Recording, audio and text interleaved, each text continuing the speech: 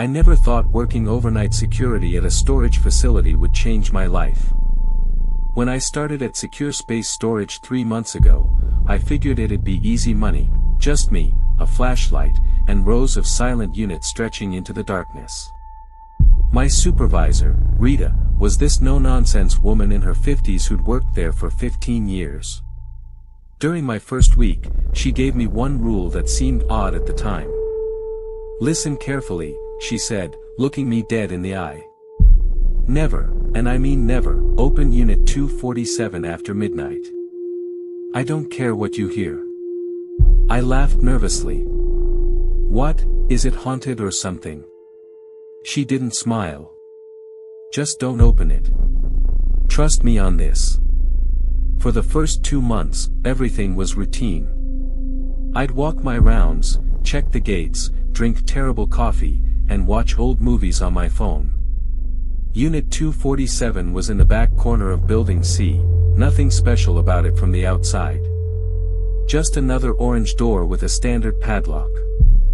Then one Thursday night in late September, things got weird.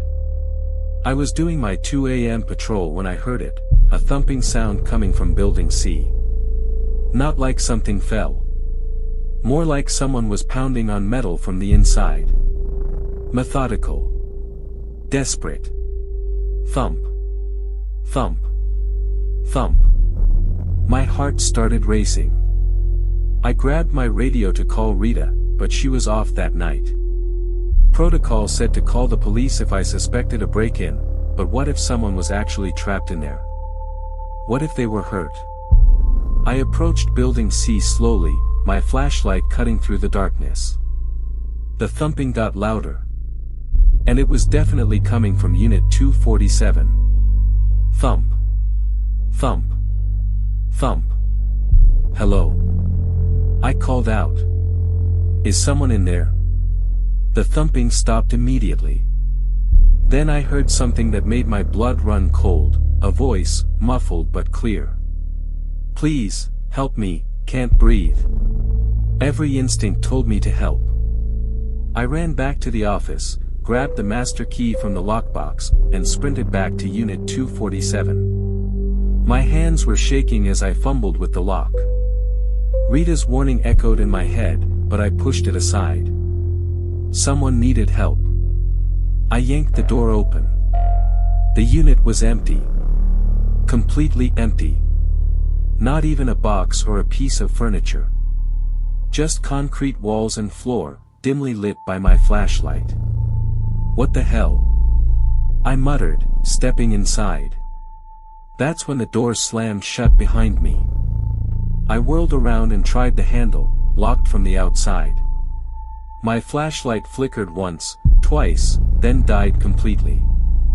In the pitch darkness, I heard breathing. Not mine. Someone else's. "Who's there?" My voice cracked with fear. Then a voice, different from before, deeper, amused, spoke right next to my ear. "You should have listened to Rita." I screamed and threw myself at the door, pounding on it with everything I had. After what felt like hours but was probably only minutes, my phone's flashlight activated automatically.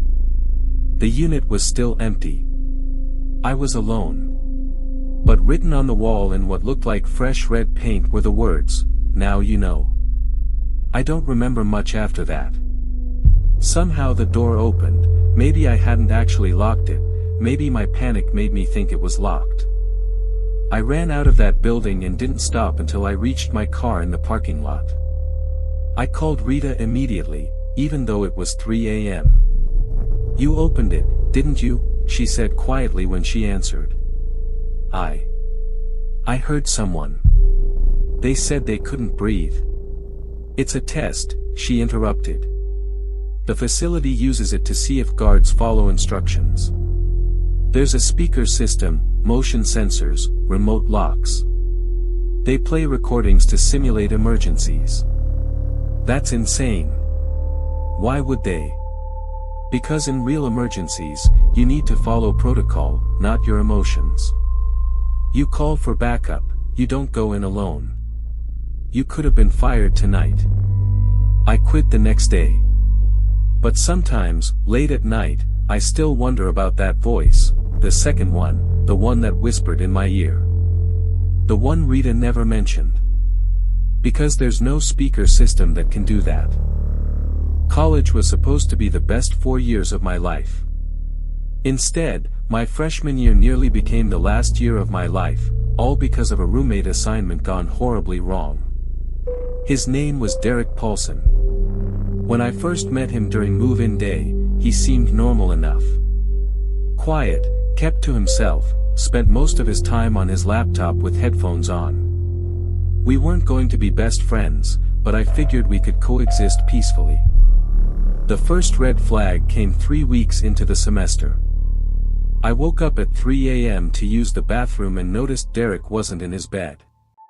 His laptop was open, screen glowing in the darkness, displaying what looked like building blueprints. Campus buildings. Couldn't sleep, he said from the corner, making me jump. He'd been sitting in his desk chair in the dark, watching me. Jesus, dude, you scared me. Sorry. He didn't sound sorry. After that, I started noticing more strange things. He'd receive packages almost daily, heavy boxes that he'd hide under his bed. He'd leave at odd hours and come back smelling like chemicals.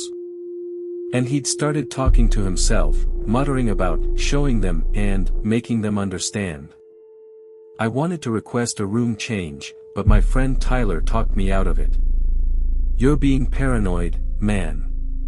Lots of engineering students are weird. He's probably just working on projects. But Derek wasn't an engineering student. He was undeclared. Things escalated one October night when I came back from the library early. I heard Derek on the phone in our room, his voice louder than usual.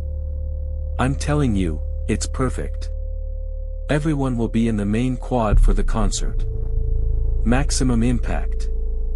No, I'm not backing out now. Tuesday night, 8 p.m. Yes, I have everything I need. My stomach dropped. There was a huge outdoor concert planned for Tuesday night, the biggest event of the semester. Over 2,000 students were expected to attend. I waited until he left for his night class, then I did something I'm not proud of but don't regret. I looked under his bed. The boxes weren't filled with electronics or books. They contained fertilizer, fuel, wiring, and a notebook filled with diagrams and calculations. On the last page, written in red ink, Tuesday 8 p.m., they'll finally listen. I took photos of everything with my phone, put it all back exactly as I found it, and immediately went to campus security. The officer I spoke to, Officer Martinez, took me seriously. Within an hour, the FBI was on campus. They evacuated our dorm building discreetly, saying it was a gas leak. Derek was arrested when he returned from class that evening. It turned out Derek had been planning an attack for months. The fertilizer bomb he was constructing would have caused devastating casualties. The investigation revealed he'd been radicalized online by extremist groups and was targeting the concert because he felt invisible and ignored by society. The university kept most details quiet to avoid panic, but everyone in our dorm knew what had happened. Some students called me a hero. Others said I invaded his privacy and maybe he was just writing a disturbing fiction story. But I saw what I saw. And I'd rather be wrong and alive than right and attending memorial services. Derek was convicted and is currently serving a lengthy federal sentence. The university implemented new protocols for monitoring at-risk students and improved their mental health resources. I transferred to a different school the following year. Not because I was scared, but because I couldn't walk past our old dorm room without feeling sick. I couldn't attend crowded campus events without scanning for exits and suspicious backpacks. The thing that haunts me most isn't what happened, it's what almost happened. If I'd come back from the library 30 minutes later, I wouldn't have overheard that phone call. If Tyler had convinced me Derek was harmless, I might have ignored my instincts. 2,000 students would have been at that concert. How many would have died? How many families would have been destroyed? Sometimes doing the right thing means betraying someone's trust. Sometimes paranoia saves lives. I still have nightmares about Derek sitting in that dark corner, watching me sleep. Part 3, The Substitute. I've been a substitute teacher for 7 years now. I've dealt with food fights, fire alarms, and kids who think they're comedians. But nothing, absolutely nothing, prepared me for what happened at Riverside High School last March. I got the call at 6:30 a.m. They needed an emergency sub for a geometry teacher who'd called in sick. The assignment was for all day, 5 periods of 9th and 10th graders. Easy enough. When I arrived, the school secretary, Mrs. Chen, seemed stressed. "Thank God you're here. Mr. Patterson has been out all week and we've been scrambling. The kids have been difficult." She handed me the lesson plans and classroom key. Room 214, second floor. The first 3 periods went smoothly. The students were typical teenagers, some paying attention, others on their phones, a couple sleeping in the back. During lunch, I stayed in the classroom to eat my sandwich and review the afternoon lesson plans. That's when I noticed the notebook. It was wedged between the radiator and the wall, like someone had tried to hide it. Normally, I wouldn't snoop, but something about it caught my attention. The cover had dozens of overlapping drawings, dark, disturbing sketches of faces screaming and buildings burning. I opened it. The first few pages were journal entries, dated over the past 6 months. The handwriting was messy, frantic. "Nobody sees me. I'm invisible. They walk past me every day and don't even know I exist. I'm tired of being nothing. Soon they'll all know my name. I've been studying the patterns. I know exactly when and where to do it." My hands started shaking as I flipped through more pages. There were detailed maps of the school, including fire exits, security camera locations, and student population density charts for different times of day. Then I found the page that made my heart stop. It was titled "The Plan" and dated for today's date, March 15th, below it was a timeline. 11:45 a.m., fire alarm, distraction. 12 p.m., execute during lunch rush. Target, cafeteria and main hallway. I looked at my watch. 11:42 a.m. I grabbed the notebook and ran down to the office. Mrs. Chen saw my face and immediately knew something was wrong. "Call 911 right now," I said, slamming the notebook on her desk. "Lock down the school." She looked at the open pages and her face went white. She grabbed the phone while hitting the lockdown button. The alarm system activated instantly, different from a fire alarm, more urgent. I heard the announcement over the PA system as students began scrambling. "Lockdown. Lockdown. This is not a drill. All students and staff proceed to nearest secure location immediately." I was trapped in the office with Mrs. Chen and 2 other staff members. We locked the doors, turned off the lights, and huddled in the corner. Mrs. Chen was on the phone with 911, whispering our location and situation. For 15 minutes, we heard nothing but our own breathing and distant sirens getting closer. Then the police were there, dozens of them, flooding through the building with assault rifles and tactical gear. It took them 40 minutes to clear the entire school. They found him in the art supply closet on the 3rd floor, a 16-year-old sophomore named Marcus Webb. He had a backpack filled with homemade explosives and accelerants. He'd been about to set them off when the lockdown started, but he panicked and hid instead. The fire alarm never went off. My discovery of the notebook happened minutes before he was supposed to trigger it. The police said my quick action saved potentially dozens of lives. The explosives he'd created were crude but powerful enough to cause massive casualties in the crowded cafeteria. But here's what keeps me up at night: I almost didn't look at that notebook. I almost just pushed it back behind the radiator and went on with my day. I almost ignored it because I didn't want to invade some kid's privacy. The investigation revealed that Marcus had been severely bullied for years. He'd reported it multiple times to teachers and administrators, but nothing substantive was ever done. He felt powerless, invisible, forgotten. So he decided to make people remember him in the worst way possible. The school district implemented major changes after that: improved anti-bullying policies, mandatory mental health screenings, and better training for staff to recognize warning signs.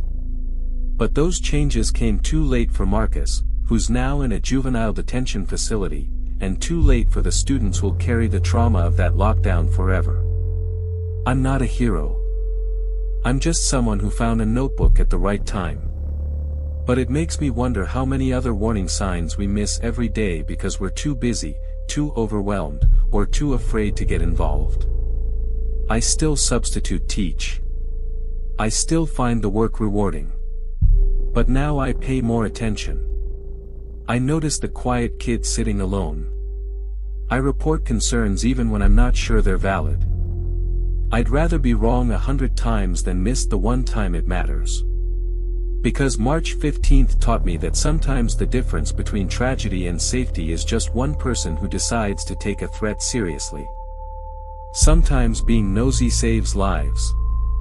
These three stories share a common thread: the importance of trusting your instincts and taking action when something feels wrong. Whether it's a suspicious voice in an empty storage unit, a disturbing discovery in a dorm room, or a hidden notebook in a classroom, speaking up can mean the difference between disaster and safety. In each case, the person who acted was scared of being wrong, of overreacting, of ruining someone's life over a misunderstanding. But they chose caution over comfort, and that choice mattered. If you see something, say something. It's not just a slogan, it's a responsibility we all share to keep each other safe.